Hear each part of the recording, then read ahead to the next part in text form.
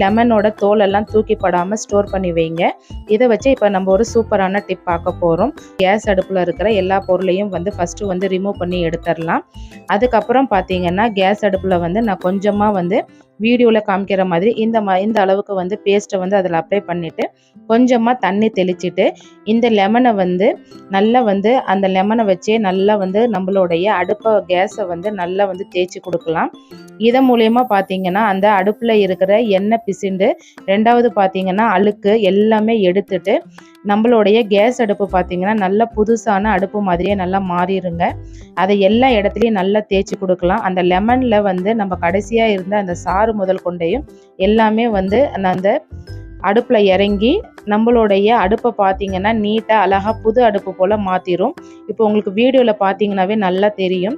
நான் வந்து ஒரு கிளாத்தில் வந்து தண்ணி ஈரம் பண்ணி நல்லா புழிஞ்சு எடுத்துட்டு அதுக்கப்புறம் வந்து தொடச்சிருக்கிறேன்.